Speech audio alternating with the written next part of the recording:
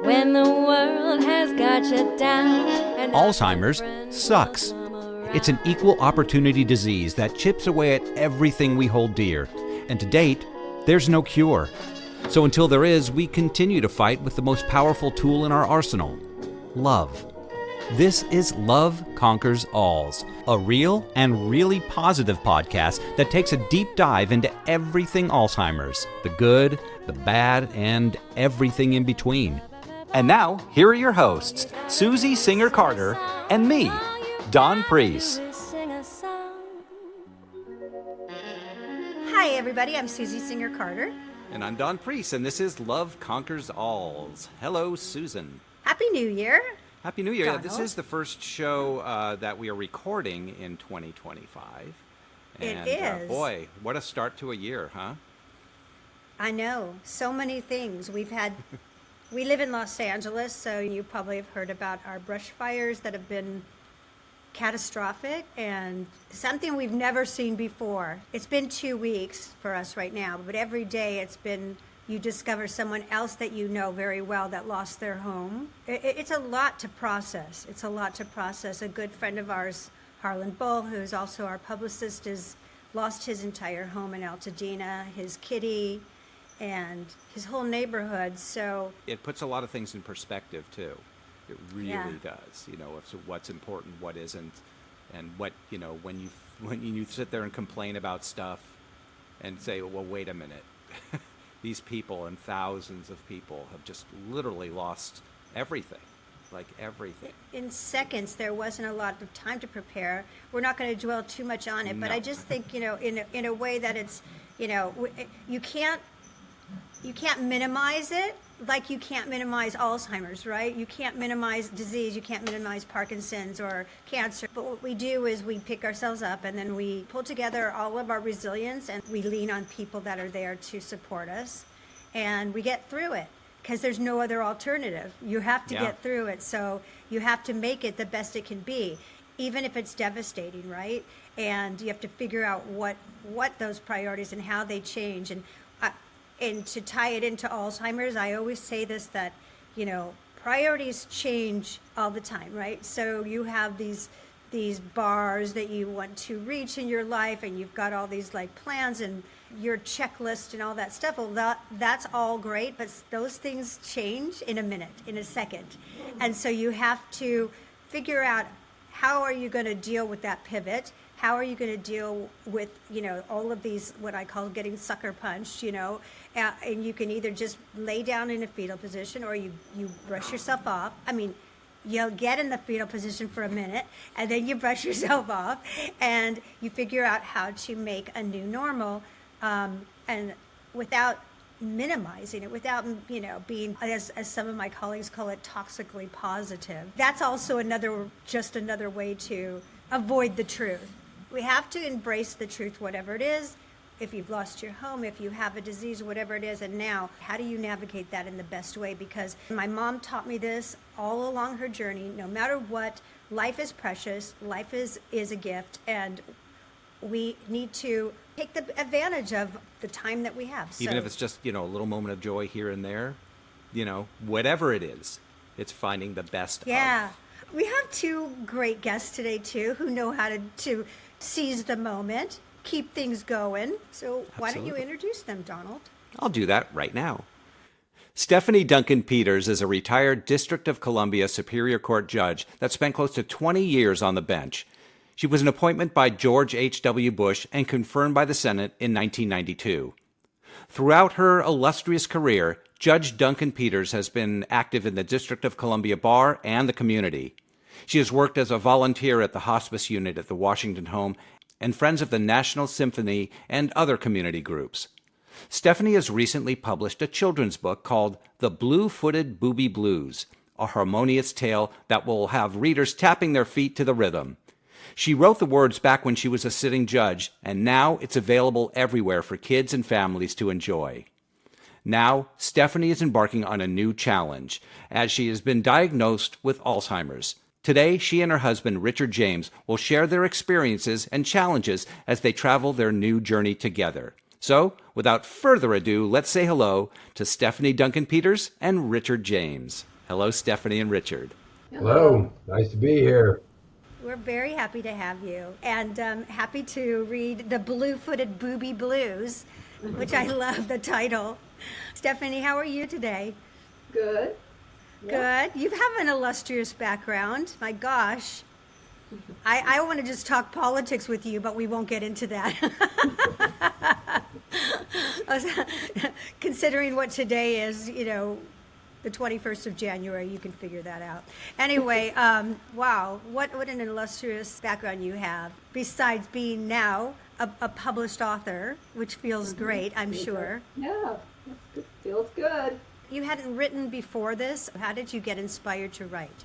Well, as a lawyer, you're always writing. True. But, yeah.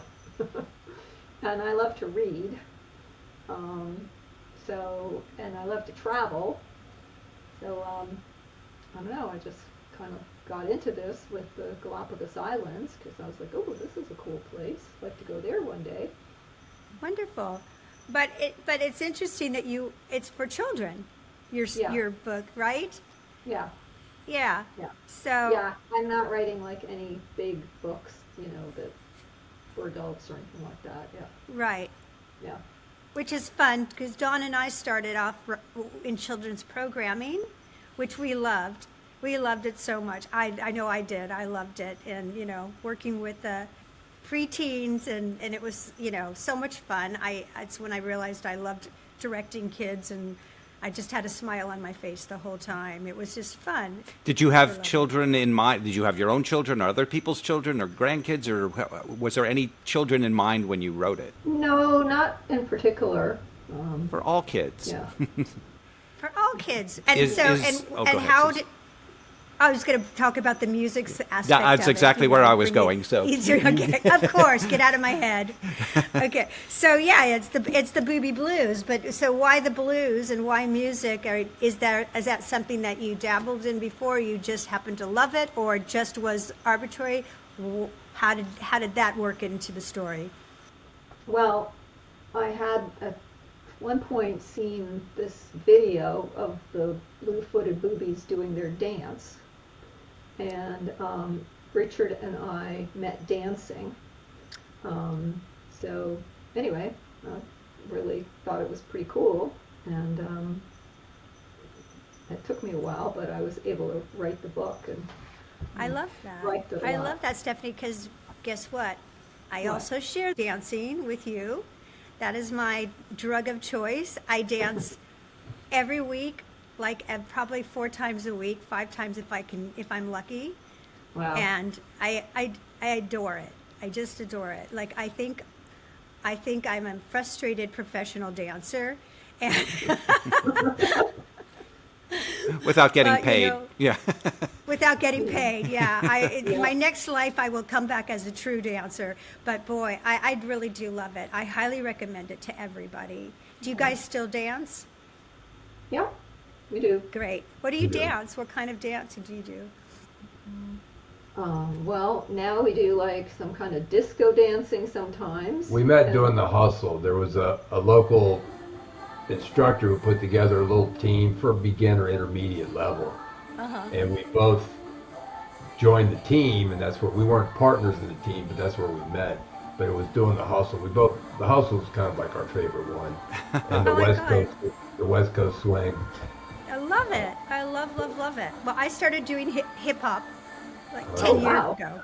And I was so intimidated by this class, and I would walk by it all the time and go, I could never do that. And then a couple of my friends were in there, and they said, come on, you could do it, you could do it. Anyway, I still do it, and it's my addiction.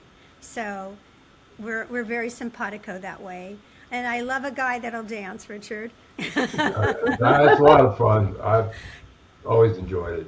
I love it. There's nothing better, right? Right. Yep. It's so joyful. Before we jump into your Alzheimer's, Stephanie, I'm interested. I'm looking at your bio. You were a volunteer at the hospice unit Yep. of Washington Home, and Don and I are doing a documentary currently called "No Country for Old People." Yeah. And it's really about the broken system of our long-term care and nursing home and hospice. And Yeah. my mother got caught up into it 3 years ago, and it was shocking for me. And I decided to do a documentary motivated by what I saw, and working with, which you'll like this, a former federal prosecutor, Rick Montcastle, who was an attorney general in Virginia and federal prosecutor who prosecuted pharmaceuticals and was the main prosecutor against Purdue Pharma for their marketing of OxyContin. There was a miniseries called Dope Sick on Hulu. But he also federally prosecuted nursing homes for fraud for over 20 years and never saw any change, right? So it is, so I find it very interesting that you were volunteering at hospice, which you probably know, we talk about it in our documentary, has become very big business. Well, it was really good that I volunteered there because when my mom got sick, I was able to bring her in right away. Right. So, and stay with her for like 3 days until she passed away. So, yeah, so that was really good. Right. It pays to be a volunteer. Oh, yeah. It's It's It pays to be interesting. good, yeah. I think volunteering is really such a, there's nothing more rewarding to me, like being able to go, once I started getting involved in that community because of my mom, it really changed who I was and changed how I saw life, really, and, but let's talk about Alzheimer's, since we are Love Conquers Alls, and you two are, really the poster children for Love Conquers Alls, because Stephanie, you were diagnosed. How long ago were you diagnosed with Alzheimer's? I don't know. Do you It's been a remember? while now. Well, we first noticed something about 3 years ago. It was actually her sister-in-law told me, said, Richard, Stephanie and I met about 12 years ago. So Okay. we've been married for 10 years. So, I didn't know her when she was 30 and 40 and 50 years Right. old. But so the sister-in-law brought it to my attention, but I didn't really see anything wrong. And then it was probably about a year and a half ago, a couple things happened that I'm like, something's not right here. So that's when we started the journey of trying to find out what was wrong. And the process. It's one doctor, a neurologist, another doctor, until finally we got a diagnosis about a year ago. But, I have a friend who has Alzheimer's, and he's passed away now. But we, before I knew anything about my having Alzheimer's, a whole group of us that we all had been like together in law school, we did this walk. We do this walk every year for him. Yeah. So I guess because of that, I'm not like so, completely out of whack because Right. Yeah. he was really smart and he was Harvard law professor and everything. Right. And he got Alzheimer's. So, it's an equal opportunity disease. You took the words right out of my mouth, Stephanie. I Yeah. was just about to say exactly those words. It's equal opportunity. Yeah. And you know what I find after interviewing different people who are living with Alzheimer's and living with it, I mean that, in the best way. There is what's called a cognitive reserve, right? And you being a law professional and being a writer and having those skills imprinted on you so indelibly that is your cognitive reserve. Like my mother's cognitive reserve was her music. So you're right. So she maintained that all through her life, and I believe that you will maintain that part of you as well. And I think you probably saw that with your colleague and your friend, right? Yeah. Yeah. Yep. See, that's what's so amazing, because you got to share his journey, like you said, and it took a lot of the mystery away from it, and like you said, it hasn't devastated you. Yeah. Right? And Yeah. I think that's what's so important about you coming on today and sharing your story, because you're just sitting there and very nonplussed about it, right? You, in a way, and I know that, sure, you don't want it. Nobody wants it. I fear it because, I mean, my mom had it. I think every time I forget a word, I'm like, okay, get ready. Here it comes. You know, I don't know. It could happen tomorrow. I don't know. But what I do know is that I'm going to be like you, Stephanie. I'm going to be like, okay, I've seen it. I know what it is. I can, you know, we're going to do this because everybody has something. Let's keep living. Yeah. Let's keep living, because what's the alternative? You know? Yeah. And Richard, you're such a joyful human being. Like, I just love that you guys met only 12 years ago, and here you are, and you're just like in it.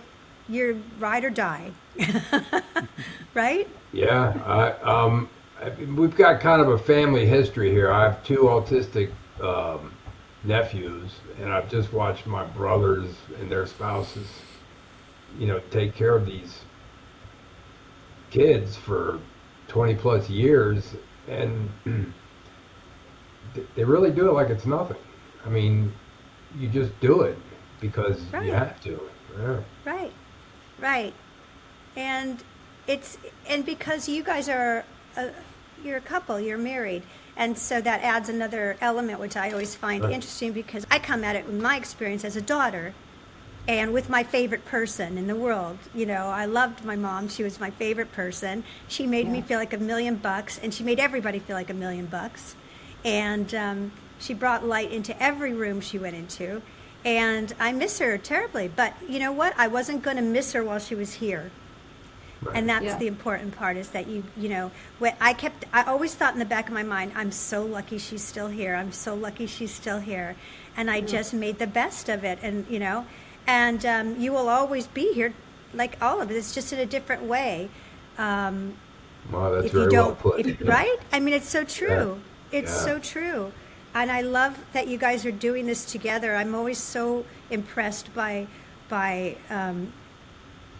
couples, whether you're married or not, who are just taking it on and you know, going through life. And you are, you know, my mother's husband, my stepdad, was 12 years older than my mom, George. George never had cognitive issues. He was 12 years older, but he started to lose his eyesight. He started to lose his hearing. He's ended up in a wheelchair. And my mother was perfectly healthy physically, like, you know, just a pistol, and nothing wrong with her ears. And so she was the ears and eyes, he was the memory, and together they made a perfect person. Right? Yeah. And they were a team. They were such a great team, you know, and I think that's beautiful. So I love that. What can I, and you can tell me if you don't want to answer this, what scares you the most, Richard? Well, the unknown of what might be coming, because I don't really know what's coming. I say watching your movie last night was like, okay, you start to see there's going to be more to this. That's what worries me a little bit. The one lucky thing I'll say real quick was, because when we were trying to figure out what was going on, I didn't know what to do. I didn't know who to turn to, what to do. And it's just funny, through playing pickleball, I ran into a guy that I went to high school with that I didn't know in high school. But 50 years later, because we had a big class, 50 years later, I meet this guy.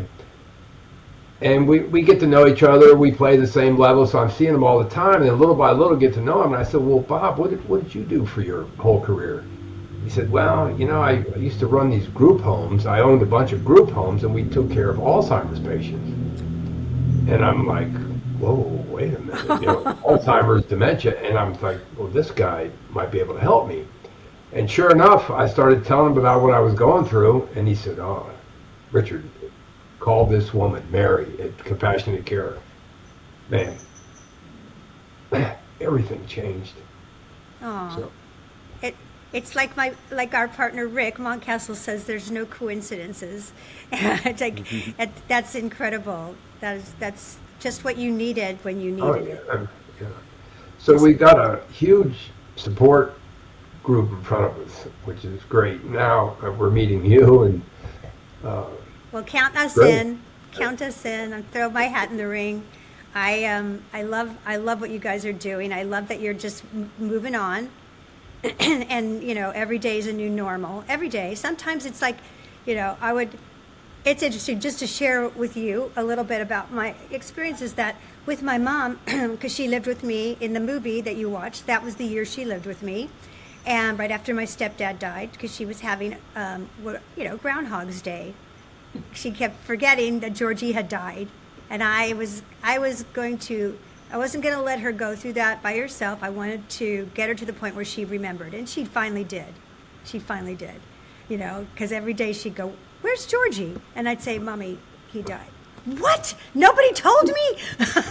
Why didn't I go to the funeral? "Mommy, you were at the funeral. Look." And I had made it like, a memorial brochure. And so I would show it to her. She'd go, "Oh, okay."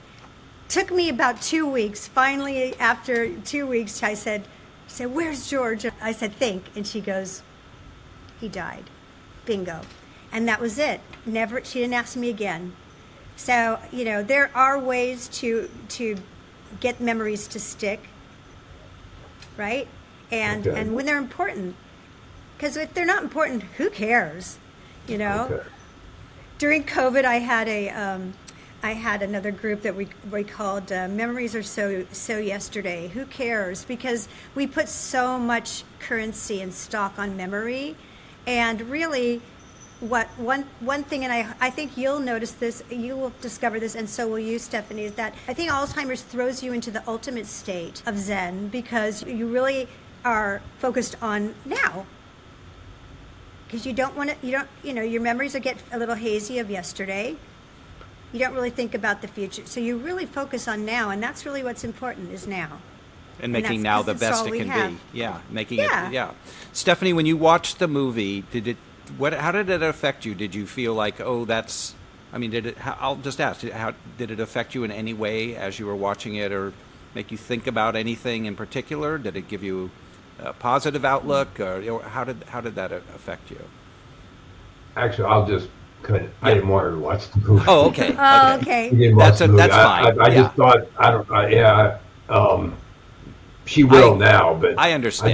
I didn't know how she would Yeah. take it. Yeah. Yes, I Yeah. totally understand that. Yes, and Oh, I would love, if you do watch it, I would absolutely love to hear what you think about it because although, listen, we all, Dawn's mommy has Parkinson's and she's been going through hallucinations, right?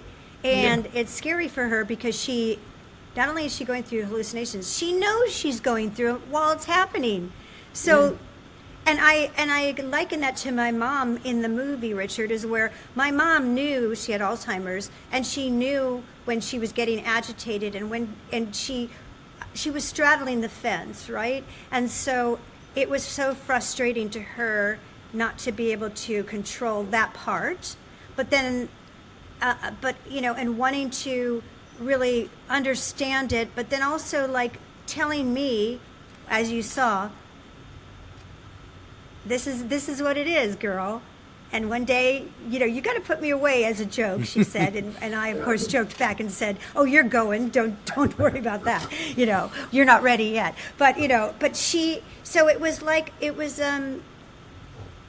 It's anything with life. It's just acknowledging what the truth is and the new normal, and then moving on, and as with any other disability, when you lose one, others get heightened, which I wanted to show at the end, which is what prompted the whole film, was that these three disparate people, really lifted each other at the end. Yeah. Right? Yeah, And that was well done. Yeah, very well done. It's just a beautiful story, and you can't make that up. And my mom, being mommy, always being mommy, with this 6 foot tall, gorgeous, transgender woman, and just went into mommy mode and was like, "Now you knock that off right now,"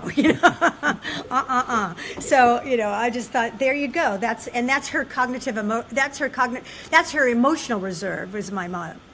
So when push came to shove, my mom's emotional reserve was always there, right? And that's so just to tell you. And I know I get that you have such a great understanding of this, Stephanie. You're so very calm about it, which I think is beautiful.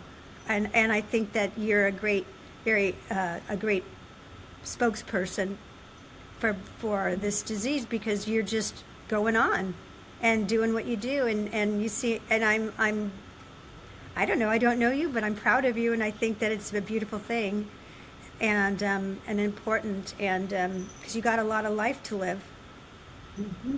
Got lots of things to Can't be do. driving, though. There's no driving. That's Yeah.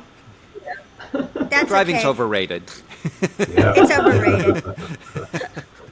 Yeah, it's nice. So you get chauffeured around. Who cares? You can relax. Yeah. Right? Right. And I just love driving her everywhere. Don't you, Richard? I do. Yeah. What But I'm else glad, are we gonna yeah. do, right? Well, I'm glad to hear that you're still dancing, and music and dance is still part of your life, because I think that's Yes. so important to keep that part of your mind, because music is something you can always tap into, for sure. Yeah. Dancing, is great for cognitive, it's wonderful. Do you find that it's the best. Yeah. Do you find that those, it's still no problem right now? Or are there times where you're like, I'm not sure where to go with this? Or you're finding that's still something you can tap into and have no issues? Yeah.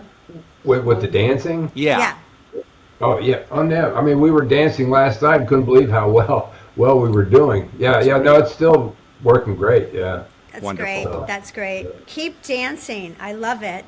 You guys, can you send us videos that we can put in the? Yeah. We'll send to one of our team. We actually performed it around DC a few times, so it was a Right lot of fun. on. I Oh, love Good. it. We That can was a put lot it of in the fun. show. I love it. I love it. All right, Stephanie, I'm going to share that I competed with hip hop with my group, and guess what? We Oh. won. We won, Yay. and it was it was like winning a freaking Oscar for me. I couldn't have been more excited, because I conquered it, and I was like, I couldn't believe it. It was the most incredible day. Anyway, yeah. Keep dancing, keep dancing, keep Yeah. dancing. No, good for you. Yeah. That's. And Stephanie, do you What were you gonna say, do you Dave? feel like you have the, to do any more writing? Do you feel like you even maybe want to journal about what you're going through, anything like that? Or is that something that you feel like you want to do? I don't really think I want to do a journal. No. Anything creative that you want to maybe tap into? Not so far. Yeah. I mean, I have a couple of other books that I wrote.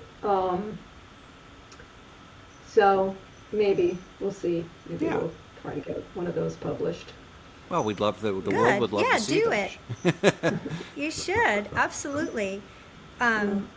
We interviewed one of the first book that I took on about Alzheimer's was written by Greg O'Brien, who had Alzheimer's, who was a journalist, and on the East Coast, and very, very prolific, articulate, smart, witty.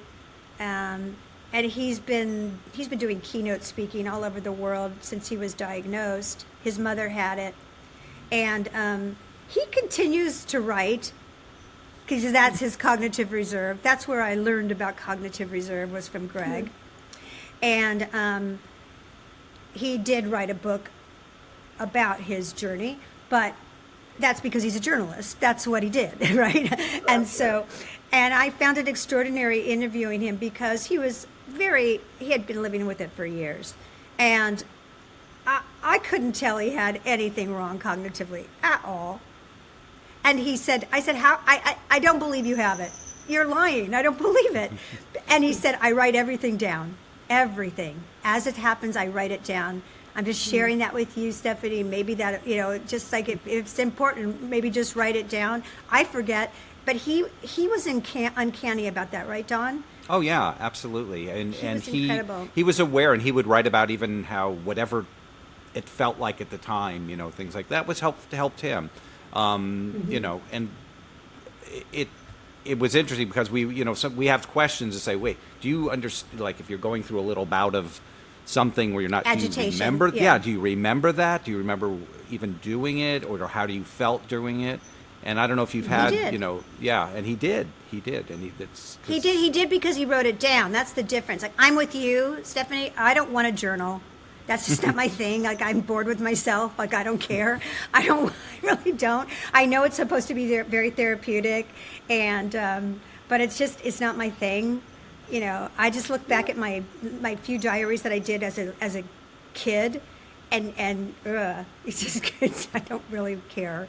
Everyone's different. I mean, it's like we have another friends of ours, very close friends of ours, and they, as a couple, they ran marathons all around the world, even while, and she, to this day... was diagnosed with early onset. Yeah. Onset, and to continue to do her thing, and that's why I love to hear that you're still dancing and doing the things you love, because that's so important for your soul, for your mind, everything. So good on you. Are you a dancer too, Don? Did Don dance? No. Okay. That would be something nobody wants to see. He's a great watcher. I got to tell you this though. I will show him my videos every time, and he knows everything. Like, he'll go, "Oh, you did that turn really well," or he'll go, "Oh, I saw you," and he'll notice every little detail. So he has a very good appreciation for it. So I have to give him props for that. Yeah, it just doesn't go from here down to my feet. It doesn't work. No, Don is 6'3", and he has. I call him the Tin Man because he is like he needs an oil can. He's like, yeah. Yeah. So dance, no. No, but you do. But you're very good. You're a very good audience. I could do other things. And connoisseur. Yeah. He does other things very well. We'll be right back. I'm Peter, owner of Peter is Fan Photography, and I want to talk to you about something important: preserving memories. Time moves quickly, and before we know it, those we love may no longer be with us. For the last few years, I've taken complimentary professional headshots of seniors in a local retirement home, helping families capture the essence and personality of their loved ones through beautiful photos. I've seen firsthand how meaningful these images can be. When I photographed my own parents, I realized how powerful it is to have these lasting memories, photos that capture smiles, stories, and the unique spirit of the people we care about most. If your parents or loved ones are still with you, don't wait. These images can bring comfort and joy for years to come, whether it's for remembering silly moments or honoring family history. My message is simple: get photos of your loved ones while you can. Hire a local photographer, use your camera, cell phone, whatever it takes. Just do it now. For more information, visit peterisfanphotography.com. So the book is for children. Where can we get the book? Where can people find it? Anywhere, Amazon, Barnes & Noble, Target, all the different places. What's the gist of the story? I know, but I want to hear it from you. Well, the blue-footed booby likes to go places. He doesn't want to sit at home. He wants to go all over the place. So, he has adventures. Yeah. Right. Yeah. So he's a happy bird. Yeah. Got it. So basically, if he wasn't traveling, he wouldn't be happy, is what it No, right? he would be very unhappy. Yes. And dancing. Yeah, so he travels all over the country looking for romance and dancing. There's some dancing in there too. And in the end, he gets homesick and he realizes home is where I'd rather be. And he goes home. He flies back to the Galapagos Islands. He tours the United States and then he gets homesick and he goes back to the Galapagos Islands. Yep. Nice. And see, I've done all 50 states myself, so Oh, wow. we have a lot in common, me and the bird. Yep. That's amazing. We always write what we know. We write what we know. That's the most powerful. I love it. I love the title because I love a good alliteration, and I like a good booby. I like anything, and a good booby. Yeah. People always scratch their head. Wait a minute, booby, child's book. Oh, wait a minute. Well, I have a 2-year-old granddaughter who loves boobies. I'm just telling you right now. Yeah.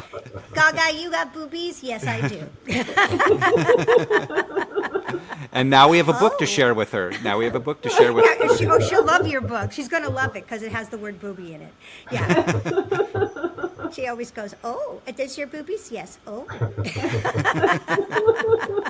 Yeah, well, the illustrations, that was a tough part. That took a long time to do. So the words she started with the words, and then we had to get it illustrated. Of course. And that's what the kids like, is the illustrations. Yeah, but Yeah. those words, the words inspire that illustration. You know, it's an artist is going to take those words, and that's what inspires what we see. So you obviously did some very nice words.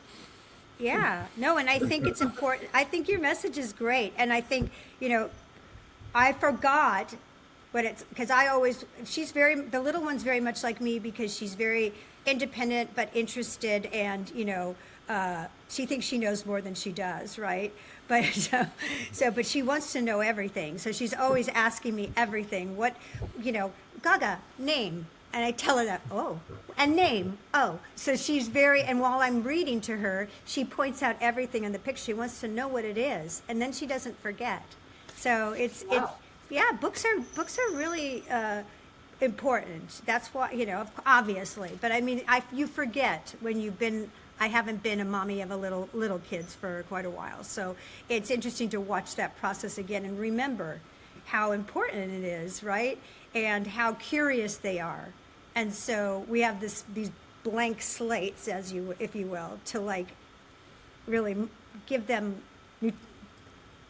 brain nutrition for their brain, right?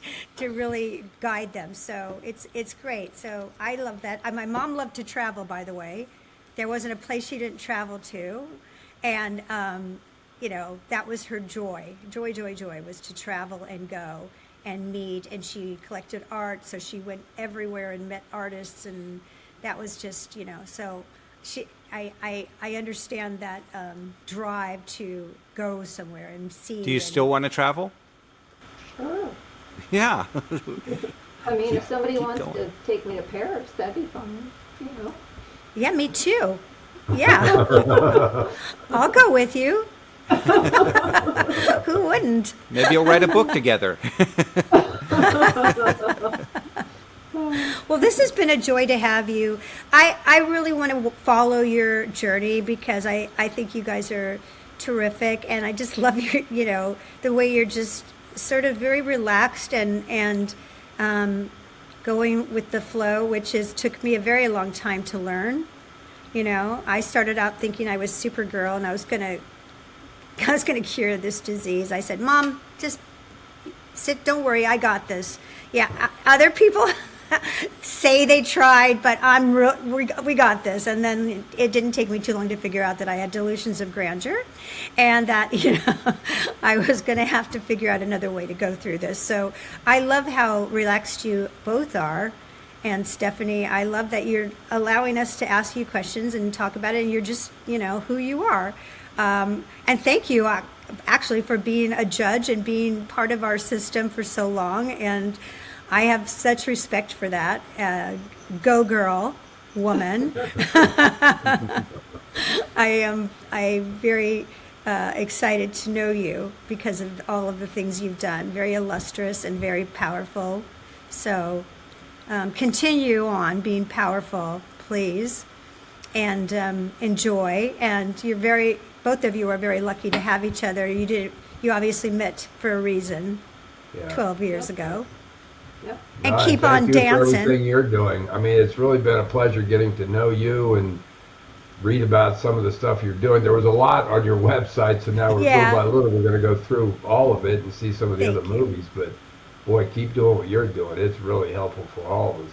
Oh, thank you. That puts wind in my sails. Thank you, because you never know. We live in little, our silos, so it's hard to know sometimes if you're reaching people. So thank you. I appreciate that very, very much. Very much. Yeah, and again, thank you. Thank you for coming on. Thank you for being so open and transparent. And it truly does make me feel so good and warms my heart that you will trust us with your story, and allowing us to pry into your private life, So what else? Is there anything we missed that you wanted to say? No, just happy that we had this opportunity to meet. It's just funny how we got there. We do a book, and then they're the ones that told us about you, and Yes. here we are. So Yeah, it takes a village. It takes a village, and it also takes love. And you know Yeah. why it takes love? Well, that's because love Why is... Why, Don? Well, I'll tell you. Love is powerful. Love is contagious, and love conquers alls. We thank everybody for coming by today, Boom, boom, boom, watching, boom, listening. If you like what you saw or heard, please subscribe and share and do all those fun things. And definitely check out the book. We'll have all that information in the show notes. The Blue-Footed Booby Blues. Woohoo! Padoo. And thank you. And we will definitely be seeing you next time on Love Conquers All. Absolutely. Take care, everybody. Bye-bye, everybody. Love you.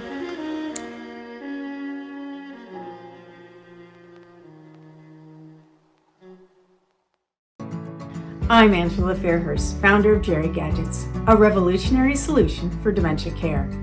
Inspired by my personal journey caring for my mother with dementia, I developed patented sensory tools that engage loved ones, reduce anxiety, and create joyful moments without medication, providing much-needed relief for caregivers. Jerry Gadgets currently come in 3 silicone buckets with activities like flower arranging, shape sorting, and tactile fidgets, with more in development. Each Jerry Gadget is designed to stimulate the senses, fostering connection and communication, even at advanced stages of cognitive decline. Non-toxic, built to last, and dishwasher safe, Jerry Gadgets transform caregiving by promoting engagement, improving quality of life, and offering caregivers a respite from constant supervision. Discover how our innovative products can bring joy and meaningful interaction to your loved ones with dementia while easing the caregiver's burden. Visit jerrygadgets.com to learn more and start making every moment count. For a limited time, you can get 20% off your next order of Jerry Gadgets by going to www.ssww.com, Jerry Gadgets for Dementia.